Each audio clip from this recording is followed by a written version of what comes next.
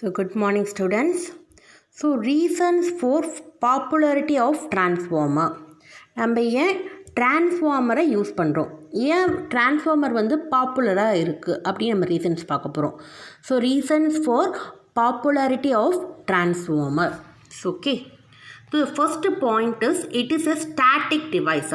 So இந்த இதில் பார்த்தீங்கன்னா நம்ம வந்து ஏன் டிரான்ஸ்ஃபார்மர் யூஸ் பண்ணுறோன்னு பார்த்தீங்கன்னா அது வந்து ஸ்டாட்டிக் டிவைஸ் தான், அதில் மூவிங் பார்ட்ஸ் கிடையாது. நமக்கு மோஸ்ட்லி பார்த்திங்கன்னா டிவைஸில் வந்து மூவிங் பார்ட்ஸ் இல்லாமல் ஸ்டாட்டிக்காக இருந்துச்சுன்னா அதோட எஃபிஷியன்சி வந்து அதிகமாக இருக்கும்.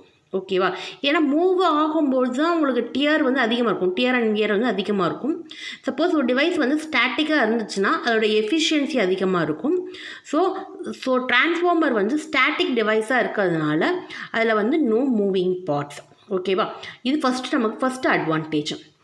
நெக்ஸ்ட்டு பார்த்தீங்கன்னா it is a designed for any device. அதாவது என்ன ரேட்டிங்க்கு வேணால் நம்ம டிசைன் பண்ணலாம், என்ன சைஸுக்கு வேணால் நம்ம டிசைன் பண்ணலாம். ஓகேவா, டிசைன் ஃபார் எனி டிவைஸ்னால் எந்த சைஸுக்கு வேணால் நம்ம டிசைன் பண்ணலாம். நமக்கு வந்து பவர் அதிகமாக எவ்வளோ கேவி வேணாலும் நம்ம வந்து அந்த சைஸ்க்கு நம்ம டிரான்ஸ்ஃபார்மர் டிசைன் பண்ணிக்கலாம். அதே மாதிரி எந்த இடத்துல வேணாலும் இன்ஸ்டால் பண்ணிக்கலாம். ஸோ எந்த வோல்டேஜ் சைஸ் என்னவாக இருந்தாலும் எவ்வளோ கேவி மெகாவாட்டாக இருந்தாலும் நம்ம வந்து அதை டிசைன் பண்ணி நம்ம எங்கே வேணாலும் இன்ஸ்டால் பண்ணிக்கலாம். ஸோ இது வந்து நமக்கு செகண்ட் அட்வான்டேஜ். தேர்டு பார்த்தீங்கன்னா it is a stationery unit. அப்படி ஸோ ஃபஸ்ட்டு பாயிண்டில் சொன்ன மாதிரியே தான் இதில் வந்து ஸ்டேஷ்னரி யூனிட். ஸோ ஸ்டேஷ்னரி சொன்னதுனால நான் ஆல்ரெடி சொன்ன பாயிண்ட்டும் ஸ்டேஷ்னரியாக இருக்கிறதுனால நமக்கு வந்து வியர் அண்ட் டர்ன் டியர் வந்து கம்மியாக இருக்கும், எஃபிஷியன்சி அதிகமாக இருக்கும். அப்போ மேக்ஸிமம் பார்த்திங்கன்னா டிரான்ஸ்ஃபார்மர் பர்சன்டேஜ்லாம் வந்து பார்த்திங்கன்னா அபவ் 95% தான் இருக்கும், அபவ் 95% தான் இருக்கும். இப்போ சப்போஸ் எக்ஸாம்பிள் பார்த்திங்கன்னா இப்போ அடுத்த யூனிட்லாம் பார்த்திங்கன்னா ஜென்ரேட்டர், மோட்டார் இதெல்லாம் வரும். ஸோ ஜென்ரேட்டர், மோட்டர் எல்லாமே மூவிங் பார்ட்ஸ், அதில் எஃபிஷியன்சி பார்த்திங்கன்னா 80-70 ரேஞ்சில் தான் இருக்கும், இன்னும் கம்மியாகவும் இருக்கும்.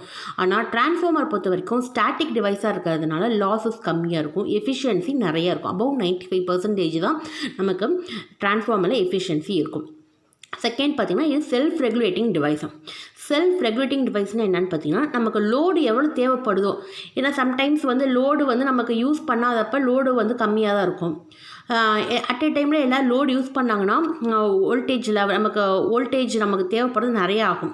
அதுக்கு தகுந்த மாதிரி நமக்கு லோடு அதிகமாக தேவைப்பட்டாலும் சரி கம்மியாக இருந்தாலும் சரி அது வந்து ஆட்டோமேட்டிக்காக செகண்டரி வந்து ரெகுலேட் பண்ணிக்கும். அதனால் அது செல்ஃப் ரெகுலேட்டிங் டிவைஸ்னு சொல்கிறோம். அடுத்தது வந்து இதுக்கு அட்டெண்டன்ட்லாம் தேவையில்லை. அதாவது நம்ம இப்போ சொல்கிறோம்ல ப்ரைமரிக்கு அதிகமாக தேவைப்படும், லோடு அதிகமாக தேவைப்படும் போதோ அல்ல கம்மியாக தேவைப்படும் போது தானாகவே ரெகுலேட் ஆகிக்கும்னு சொல்கிறோம். அதனால் அதுக்கு வந்து தனியாக அட்டெண்டன்ட்லாம் தேவையில்லை, அதுவாகவே ஆட்டோமேட்டிக்காக ரெகுலேட் பண்ணிக்கும் லோடுக்கு ஏற்ற மாதிரி. நெக்ஸ்ட்டு பார்த்திங்கன்னா it can be either stepped up or step down according to the requirement. So இந்த 3 பாயிண்ட்ஸும் பார்த்திங்கன்னா இன்டர் ரிலேட்டட் தான், ஒன்றுக்கு ஒன்று சம்மந்தம் உள்ளது தான். செல்ஃப் ரெகுலேட்டிங்னா அதே தான் மீனிங். லோடுக்கு ஏற்ற மாதிரி ஸ்டெப் அப் இல்லை ஸ்டெப் டவுன் வந்து ஆட்டோமேட்டிக்காக ரெகுலேட் பண்ணிக்கும், அதுக்கு வந்து அட்டெண்டன்ட் தேவை கிடையாது.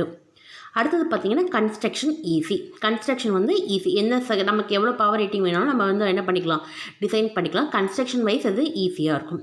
அடுத்தது பார்த்திங்கன்னா ஃபால்ஸும் நமக்கு வந்து கம்மியாக தான் இருக்கும். ஃபால்ஸ் வந்து ஜென்ரேட்டர் மோட்டர்லாம் பார்த்தோம்னா ஃபால்ஸ் நிறைய வரும். இது வந்து ஸ்டேஷ்னரியாக இருக்கிறதுனால நமக்கு ஃபால்ஸ் வந்து கம்மியாக தான் இருக்கும். So these are the reasons for using the popularity. ஏன் டிரான்ஸ்ஃபார்மர் பாப்புலாரிட்டியாக இருக்குதுன்னு பார்த்தீங்கன்னா அதில் ஸ்டாட்டிக் டிவைஸு, அதில் மூவிங் பார்ட்ஸ் கிடையாது. அதே மாதிரி எந்த பவர் ரேட்டிங்க்கு வேணால் நம்ம டிசைன் பண்ணிக்கலாம், எங்கே வேணால் இன்ஸ்டால் பண்ணிக்கலாம். ஸ்டேஷ்னரியாக இருக்கிறதுனால எஃபிஷியன்சி அதிகமாக இருக்கும். நம்ம லோடுக்கு ஏற்ற மாதிரி அது ஆட்டோமேட்டிக்காக வந்து ரெகுலேட் பண்ணிக்கும். எதை ஸ்டெப் அப் பண்ணாலும் ஸ்டெப் டவுன் பண்ணாலும் ஆட்டோமேட்டிக்காக ரெகுலேட் பண்ணிக்கும். அது ரெகுலேட் பண்ணும்போது நமக்கு அட்டெண்டன்ட் தேவை கிடையாது. அதே மாதிரி கன்ஸ்ட்ரக்ஷன் வைஸு ஈஸியானது, அதே மாதிரி ஃபால்ஸும் நமக்கு வந்து கம்மியாக இருக்கும். So these are the reasons why we are using transformer. ஏன் நமக்கு டிரான்ஸ்ஃபார்மர் வந்து பாப்புலராக இருக்குது அப்படிங்கிறதுக்கு இதெல்லாம் வந்து basic reasons for using the transformer. Okay, thank you.